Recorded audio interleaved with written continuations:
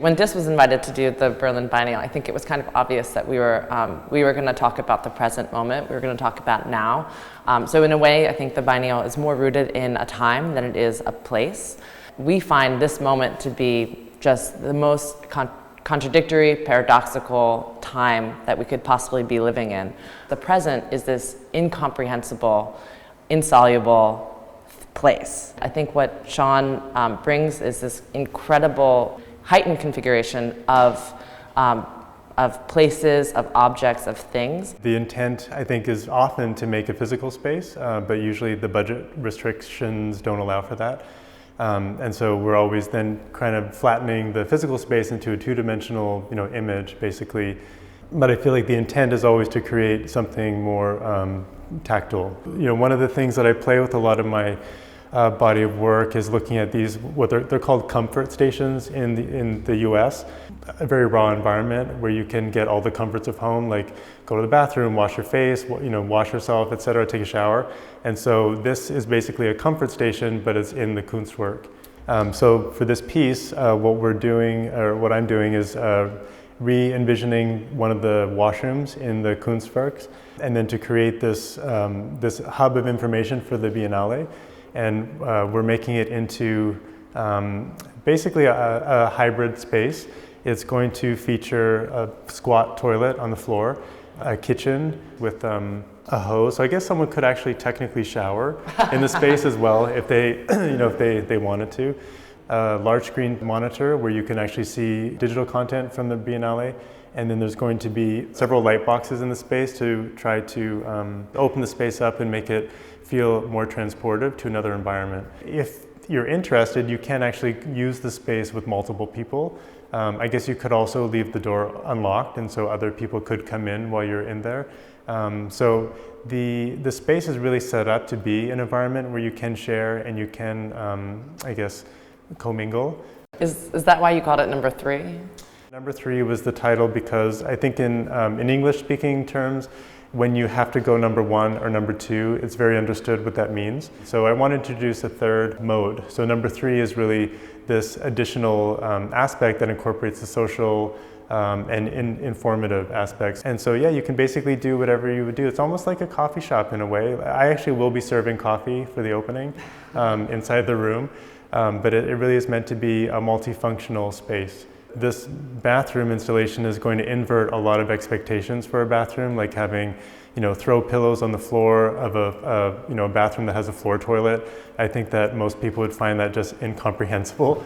I think that the embarrassment factor is the thing that I'm mainly trying to expose the most, because I feel like that's where these taboos come from and these things that I think prevent evolution to a certain extent.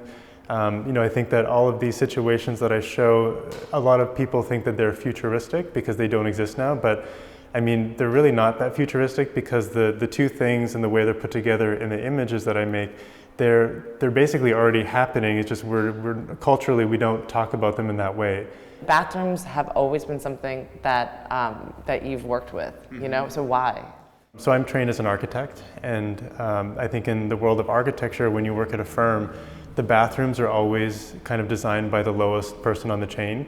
Most bathroom design is very just perfunctory and not very considered. But I think that the bathroom is a place where there's a lot of potential, I think, to make more of an impact in terms of design and aesthetic. And so I always have been interested in working to transform these spaces to really make more, I guess, of an impact. If we're thinking in this accelerated time, what are some of the remaining boundaries that are still existing for reasons that maybe aren't as relevant now as they were when they were established?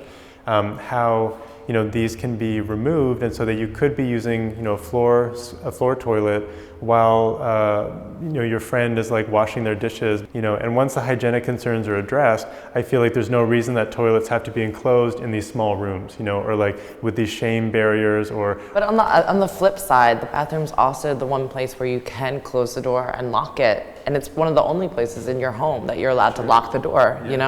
I mean, I think that in a public place, it makes total sense, to really try and make that into a more social space, in a way.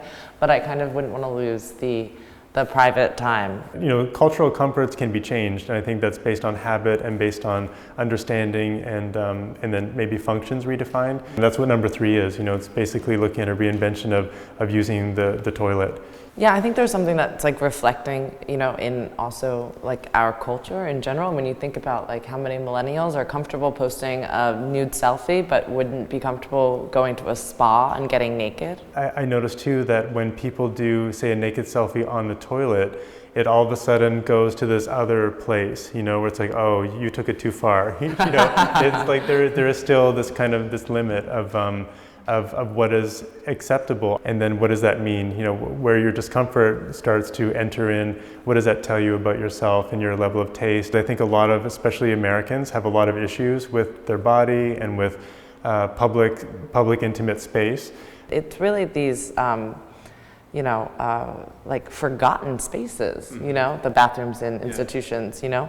So we as well wanted to create a kind of destination for our visitors, a place that they wouldn't normally hang out, but something that would attract them. I really do think it would be wonderful if bathrooms, restrooms, washrooms, you know, could be more of a destination where you feel inspired when you leave them.